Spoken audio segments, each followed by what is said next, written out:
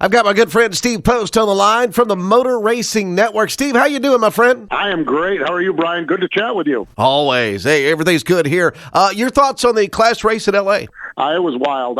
First and foremost, I thought the cars performed. The race itself was a little bit better than I expected, and I don't know why I was shocked.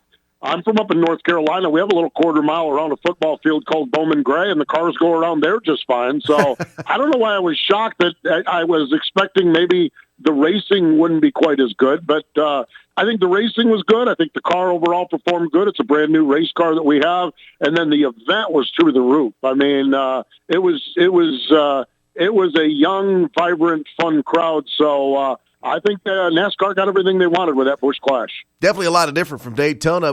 Have you been able to form really an opinion on the next-gen car, or is it still a little too early? It is a little too early, but I'm leaning toward impressed. And I've had the privilege with being with MRN. I've gone and I've toured some of the shops, and I've toured the facility that builds the chassis. Last night I spent some time talking with one of the brake specialists, and the car is amazing in that it's all brand new. Other than the let me see, the driver's seat is the same, the dashboard is the same, and then the engine is the same, but the engine doesn't even perform the same because of temperatures and changes with the front end and everything. It's all different, and really it's all performing very, very well. It's very street-like in its design with so many elements of it, and I'm not there yet, but I'm leaning toward impressed with the way this car's been put together. Of course, one of the reasons they created the next-gen car is to kind of entice other car makers to get involved, BMW, Honda, stuff like that. You see that happening down the road, or is that kind of wishful thinking at this point? I absolutely do. When you look at the old NASCAR car, and when I say the old NASCAR car, the one we ran at Phoenix in November, right? Okay, there was technology on this that was fresh out of the 1950s and 60s.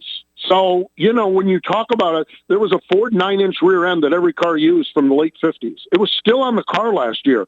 We tuned and used a suspension part called truck arms. There hadn't been truck arms on cars in 35 years. When you look at this new car, when you look at the body, the way the body bolts together, it fastens together just like the bodies. God forbid you end up in a body shop.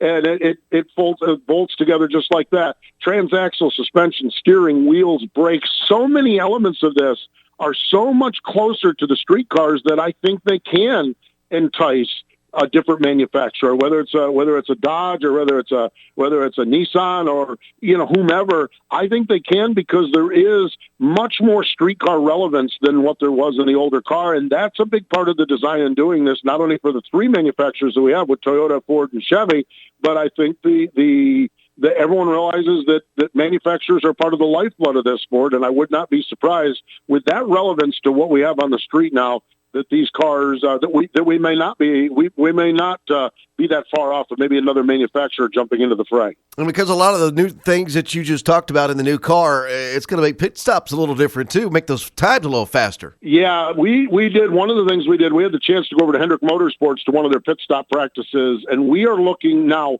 What's interesting about it is the fuel cell is larger. The fuel cell is now a 20-gallon fuel cell. It used to be 17 to 18. Mm-hmm. Okay, so it will take longer to fill the car with fuel. So we're going to have weird times when they run a full fuel load out where the pit stop is done and we're just sitting there watching the fuel flow because fuel is only going to flow as fast as gravity allows it. So we have that. But when we're talking a tire stop or a partial fuel run, I honestly believe in talking to the pit crew guys that we could see sub 10-second pit stops. Wow. I've talked to some teams. I talked to one team that was able to knock out a couple of 9.7 second spots. I talked to another team that they've been consistent at 1 point or a 10.2. So that's going to be crazy as well. Just the rhythm, the timing of that is going to be fascinating to see those races off from pit road as well. Now, before we move away from the car, let's talk about the safety because Ryan Newman, Denny Hamlin, they kind of had an issue with the safety of the car.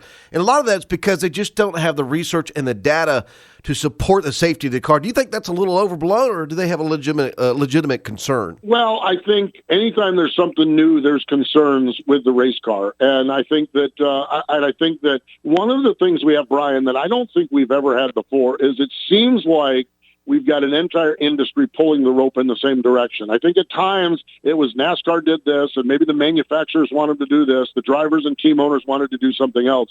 With this car, it's far more everyone is in line. Some of the safety features, the driver is a little bit further to the right in the car. That avoids, it gives a little bit more room as far as left side impact goes. Initially, the car was very rigid, and that was a problem.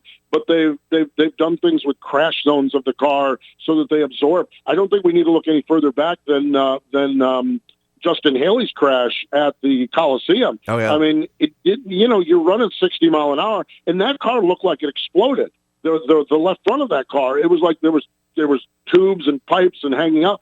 But really, that's by design, because all of that explosion, if you will, is absorbing the energy that didn't go into the driver's body or the driver's compartment. So I think we're at a weird spot, Brian, or a good spot, Brian, and different in that I do believe, I think that when Denny Hamlin or Ryan Newman in the past had complaints, I think that it sometimes maybe not fell on deaf ears, but nobody could really do anything about it. Now we've got just a lot of smart people with the teams, with the manufacturers, and with the sanctioning body that are all kind of working on it. And I think we're making steps, and I think we're making I don't think we're going to get huge steps like we did with safer barriers and head and neck restraints. Those were massive things that you could see. Oh, yeah. But I think there's a lot of little subtle things that are happening that may help, that may help.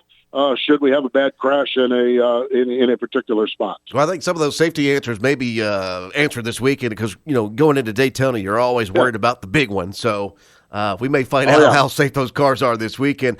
There's been some movement as far as drivers joining new teams. Who do you think benefits the most from being on a new team? I think it's going to be interesting. I think Kurt Busch has moved to 2311. I think we're going to see quickly how good 2311 is. I think that's a really good test for that team, because Kurt is a proven commodity, a proven champion. I like where Trackhouse is with Ross Chastain and Daniel Suarez. I think that's a neat combination.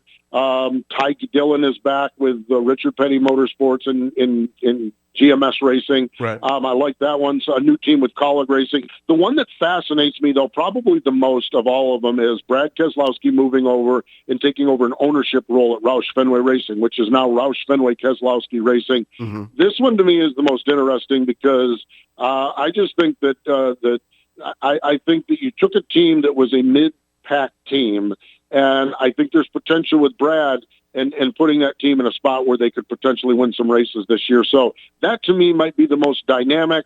The rookie class is awesome with Austin Cindric and Harrison Burton. I think the rookie class is good, but the Brad Keselowski move is the one that I'm going to keep an eye on, probably the closest. Now, what's your thoughts on this year's schedule? You think they're going to have more short track races eventually? Maybe more places seeing just one race? Atlanta went back to two, but a lot of that's because of the change in the track and everything. Yeah, I think it's interesting where we're at, Ryan, with the schedule. I think that we're going to look at more short tracks, and this is a process that takes time.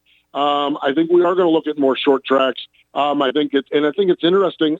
I find it fascinating where we're at, because 2 weeks ago or a week and a half ago, we were at an LA Coliseum. Talk about brand new, talk about different. And I don't know that we could run a full points race on a track that small. Right. So that might be good for the Clash or whatever it is. So everyone's like, man, it's going all new and everything is new. And yet we look at it, Atlanta and Darlington have gone from one race to two races. Mm-hmm. So I think there's a balancing act on what we do with this when we talk about old tracks, historic tracks, and new tracks. I think we will see new. I think we may see a street course somewhere down the road in a big city, maybe Chicago or somewhere up in the New York City area. But the interesting thing about it is I also think we see Nashville short track come back online at some point. So I think it's a balancing act. Short track. I'll tell you this. And the fact that Atlanta has gone through some reconfiguration, it factors into this. But I just don't see a lot of adding mile and a half tri-ovals. I think that when we add new things, they're going to be something different. Some of them historic, like maybe Nashville. Some of them brand new, though, like a street race somewhere. And I think all of those things are on the board. And face it, 5 years ago in NASCAR, there was no changes in the schedule. It was the same year after year after year. Yeah. Now it's hang on because you don't know what you're going to get. And I think that's exciting, and I think that's very 2022. I think our world is that way now. We get bored easily in our society. This is not a NASCAR issue. This is a society issue. We get bored quickly, and I think NASCAR is doing a good job, and over the course of the next 3 or 4 years, we'll continue to do a good job to mix it up and give us something a little different. You mentioned this briefly about Chicago, the street racing. They actually have explored that possibility, but so far nothing has really come of it yet. I think they explored it. I honestly believe that I think the first step in the process was last week's race in the Coliseum. Because there's a lot of logistical things that go into street racing or Coliseum racing. I mean, the teams pitted in a parking lot, and they staged the cars on a road, on a public street that was obviously closed down. Right. And so I think there's a lot of those logistical things that factor in. I also think this new generation of race car is more road course friendly. I think with the independent rear suspension, the rear differential, the steering, the rack and pinion steering, I think this car lends itself a little bit more to potentially running on a street race as well. So that there have been blueprints. There's actually an iRacing game, I believe, of the street course that they've kicked around up in downtown Chicago. Yeah. And maybe it's a little bit more realistic. Maybe it's not Chicago. There's speculation. There's conversations in place up in the New York City area as well. So I do think that I will, if they announce that there's going to be a street race, I'm not going to be shocked at all, because I think the new car and some of the logistical things they learned last week at the Coliseum factor into this in putting on an event in a major metropolitan area. Now, one thing I saw recently, I thought this was a great idea. Somebody talked about rotating the season finale location, kind of like how college football does its national championship game. Have the season finale in different places besides just Phoenix or just Miami. Have it rotate between cities. I would love to see that personally, and I love going to Phoenix. I love going to Homestead, or love wherever. I enjoy traveling and going to different places, so I don't really have many stops I don't like. I do like the idea of rotating it around, because you get certain teams that are good or better at Phoenix, and I think that gives them a little bit of not a home track advantage, but an advantage. Some teams may struggle on the mile flatter tracks, and so I do like the idea of moving it around. The challenge is that the city of Phoenix and the people out there, we're going to have to do it in the southern part of the country. Oh, yeah. I mean, because it's November. We're not going to do this at Michigan or Pocono. But I think that I would not be surprised, because again, historically the ender was Atlanta for years and years and years, and then we went to Homestead for years and years and years, and then we've been a few years at Phoenix. Well, as we talked about with the schedule, a few years in the terms of NASCAR life now is an eternity. So I wouldn't be surprised, Brian, if we don't end up with a little bit of movement on that. I think we're a year or two into a 3 or 4 year commitment to Phoenix when they redid the track and all the Chamber of Commerces and counties and everything else out there. But I wouldn't be surprised as that runs its course that we don't get into some kind of a rotation of some kind for the finale. Yeah, we'll definitely have to keep it in the South. Jet drives are one thing, snow blowers is a whole other animal. So yeah, we did that one race in 2001 after the terrorist attack. We did the day after Thanksgiving in New Hampshire. And we were so fortunate because we had a beautiful, balmy 35-degree day. It was like it was crystal clear. I'll never forget winter parkas that were given by sponsors 10 sponsors ago. We broke those things out, and we had a good day. But it was a miracle that weather cooperated. So yeah, it's going to be in the South, that's for sure. All right, let's talk Daytona. Duel's coming up. You think we're going to see a preview of Sunday, or you think the guys are going to play it safe, kind of to more or less feel the car out? They are going to, in my opinion, play it safe. We're in a spot with this new race car where teams don't have huge inventories of cars, and I don't think many people are going to want to ding up race cars. I don't think they want to mess up race cars. And so I think we're going to play it really, really safe across the board.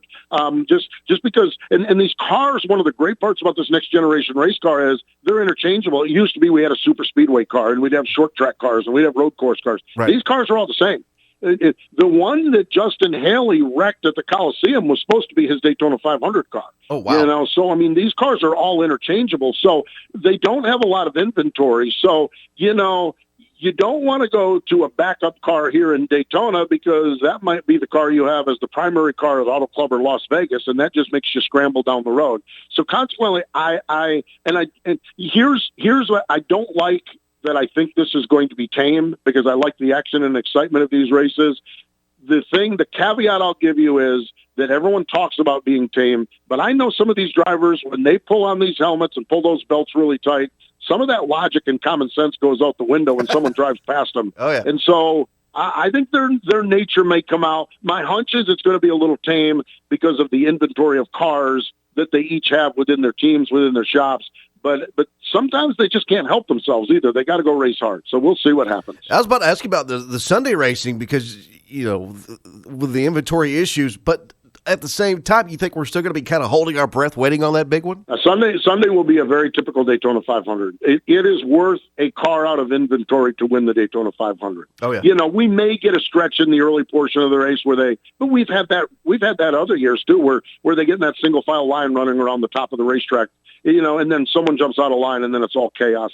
I believe the Daytona 500 will look just like every Daytona 500, because at that point, see, the problem of it is that with super speedway racing, and you talked about the big one, you almost have to plan on that. Oh, yeah. So there's a 40% shot you're going to go out of here with your car in a basket. I think teams are all right with that. I think they budget with that. The problem of it is if you wreck one in the duel, and then you take that 40% shot in the Daytona 500, you don't want to come out of here with 2 wrecked race cars. I think everyone accepts 1 wrecked race car if it's going for the win, going for the, learning about the Daytona 500. I believe the 500 looks just like every other 500. I think at that point, the reins come off everybody, because it's the great American race. It's worth dinging up a race car for, that's for sure. I think it's going to be a great race on Sunday. Who's your favorite to win? Well, I do think it's going to be a great race. We did a little roundtable last night on our practice show, and I'm going to stick right there. I went with Ryan Blaney. He won here in August. He's been so good. I remember 2 years ago he was in when Newman had that horrific crash. Blaney was right up at the front of the field. I think he finished second that time. I just think that Ryan Blaney just seems really, really good at this racing. It looks like the Fords are pretty good, and he was fastest in the second practice. Not that I think that's a good indication, but I just think he understands this kind of racing, and I think we get a new Daytona 500 winner with young Ryan Blaney. What are your top picks for the season? Let's start with the team. Well, I think when you get into the season, it's, I think it's going to be interesting with this new car, because we may have a small team or mid-sized team step up and find a little success, find a little secret, find a little something there. But I think when we get down to it, I think your Hendrick Motorsports, your Penske, and your Joe Gibbs Racing are going to still rise to the top. Stewart-Haas is going to be interesting because they've fallen down just a little bit last year. Yeah. They've made some manpower changes over there. Mike Bugaravich, who was Almirola's crew chief, has moved into a competition role, and I think he's about as sharp as they come in the industry. So I wouldn't be surprised if Stewart-Haas doesn't get up there. But I think it's more of the same. I think when we look at long season, the big teams, the good teams are going to be the good teams over the course of time. I do think there's a chance, though, for some mid-sized teams to step up and win some races. And who's your top driver pick for this year? Oh, let's see. Top driver pick. I haven't had that. Hendrick has lived a charmed life the last 2 years, so I'm going to go away from that camp because I just think it's so tough to come back. And, I know it was Chase Elliott and Kyle Larson. I actually think maybe Denny Hamlin might get that first championship and knock that monkey off his back. So I think I'm going to go with Denny Hamlin. I think with these cars so similar in so many ways, this year it's really, really going to come down to driver talent. Driver talent and no mistakes. Oh, yeah. That's going to be the big thing. That is going to be, I am telling you, because it is going to be so competitive, a mistake could move you from first to 10th or maybe put you in a bind. I think a mistake, as competitive as it is, I think a mistake could really, really be a bigger impact this year. So you're 100% right. Driver talent is going to reign supreme. And then you take driver talent with the guy that doesn't make any mistakes. And I think that's I think if there's 3 or 4 teams that do that are the 3 or 4 teams we're going to be racing at Phoenix for the championship, because I think it's good to have you've got to have the talent, but boy, your team has got to perform. You have got to be mistake-free, especially in clutch moments. Oh, yeah. And I think that's going to be the key. I think you hit it with the driver talent, but then mistake-free on every aspect of this thing is going to be critical also. Yeah, I think pit road is going to be huge this year, probably bigger than it has been in the past. Oh, I think so too, because I think some teams are going to get an advantage and going to benefit from it, and other teams are going to figure things out, and I do too. Hey, face it, last year at Phoenix, okay, it was a caution with 26 laps to go, and they all came down pit road, and Kyle Larson's team won the race off from pit road. Now, they qualified, they won the pole, which gave him the first pit box, which means that's important as well. Gave him the first pit box so he could drop the clutch and just roll to that line. But this is mistake-free from the final setup at the race shop to your practice on Friday or Saturday, to your qualifying, to your race, to being in position, so that you have to have a mistake-free fastest pit stop at the end of the day. I think we're going to look like that each and every week on the tour. And then as we get into the playoffs, then obviously the stakes get higher. That's when things stand out even more. We're talking with Steve Post for the Motor Racing Network. Steve, you've been with MRN since, 03, 19 years now. You've seen a lot of changes in the sport. Overall, you think we're in a good direction, and what are some changes that you would like to see in the sport itself? I actually really believe we are headed in the right direction, because if you'd asked me this 5 years ago, my answer would have been we're stale. Yeah. We go to the same tracks. We go to Michigan in June. We go to Michigan in August. We go here, So I tie those two together. My wish is to continue to be creative, to continue to think out of the box. And that's my wish. That's the biggest change that I've seen over, especially the last three or 4 years. Certainly. Is that we're very, very creative, and I think part of it also. I think NASCAR. I mean, I think NASCAR learned a lot of lessons during COVID, during the pandemic, that gave them some flexibility and creativity. We don't need to practice 4 days for a race on Sunday. Yeah. Conventional wisdom in the garage area was we needed all the practice we could do, or we could get. And that changed with COVID. So I think that gives us that flexibility. And to your point about the question about the direction, because I'm a guy that thought 5 years ago or 10 years ago was stale, I'm really optimistic about it. I'm optimistic. As I said, I'm trending toward impressed with this car. I think this car gives us flexibility to go to some places and maybe do a street race or more smaller tracks or unique venues like we saw, even if it's just an all-star race or the Clash. And then that gives us a creative, to have an Ice Cube concert in the middle of a race. Who saw that coming? Who had that on their bingo card? Yeah. But I think that I'm one. I'm a 58-year-old white guy. Okay. I like what I like, and I'm perfectly fine if we want to do 4-hour races. I will enjoy a 4-hour race as much as I will enjoy it. The problem of it is we need to be marketing to younger people, different demographics, and I think that I do think that there's a push in that direction. And overall, I'm in favor of it. Someone tweeted this, and it was not someone I knew. Someone that I knew retweeted it. Someone tweeted this after the Coliseum race. Okay, college girl drunk on mimosas, rocking to Ice Cube at a NASCAR race. Things I thought I'd never see. It's a different world. It's a different world. We've got to market to these college kids, and it's on us, to me, us older fans, to be like, okay, this is cool. This is fun. It's, maybe not my cup of tea as far as music goes, but that Coliseum was hopping, and there was a whole lot of young people having a whole lot of fun at a NASCAR race. And I think when we look at it, I think the direction is actually pretty good. I kind of like the way I see this thing trending. All right, I want to briefly talk about one other thing before I let you go. Let's talk about another passion of yours. It's Winged Nation, because we got a lot of dirt track fans around here with East Alabama Motor Speedway. Talk about Winged Nation and why that's such a passion for you. Oh, man, I grew up on the dirt tracks up in upstate New New York and northeastern Pennsylvania, and so I love dirt track racing. And about 11, 12 years ago, we saw with MRN, we were like, nobody's covering sprint car racing, and so I said, well, I'll do a little podcast with it, and the thing has exploded. We're a television program on MAV TV. We're 2 podcasts a week. We do live shows at the Knoxville Nationals and the other races across the country, and it's just really exploded. I love my NASCAR racing, but I love the fact that I have that balance of Monday and Tuesday. We produce all of my Wing Nation shows, and I love that Monday and Tuesday I'm talking sprint cars and dirt tracks, because you're right, dirt track racing there in Georgia,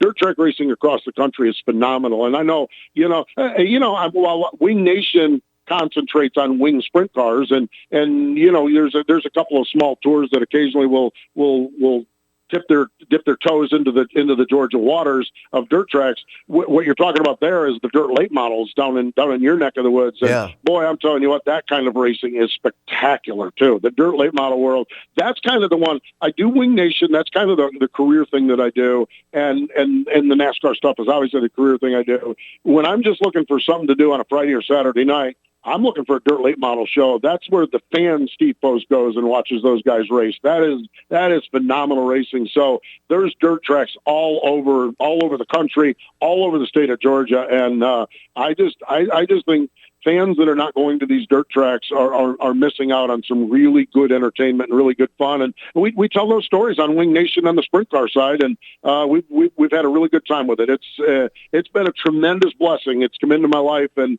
I have multiple families: my sprint car family, my NASCAR family, and I love all of them. And put it all together, and I get a chance to travel around the country and see some race cars go around, and I'm blessed, that's for sure. Well, when Talladega race comes around, you got to swing down and check out some of the racing here in Phoenix City at East Alabama Motor Speedway. A great place, been around for quite a long time, and just continues to grow and grow each and every year. Looking forward to see what they've got planned for this year. Steve Post, Motor Racing Network, man, thank you for the time. Hey, make sure you check out MRN.com for the latest news. If you get a chance, check out Steve's website, stevepostcommunications.com.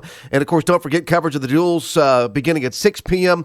Thursday night. Then Sunday's Daytona 500. That coverage begins at 1:30, all on the Motor Racing Network and Boomer 102.5. Steve, thanks for the time, my friend. Have a good time in Daytona. And, man, I'm just hoping that the racing is as spectacular as we've been talking about this morning. Yeah, we appreciate you guys carrying us there at Boomer 102.5. Most importantly, thanks to the fans, you fans that listen on the radio station. Thank you so much. We appreciate it. And let's go racing, the Great American Race this Sunday. Let's do it. Steve, thanks so much for the time, my friend.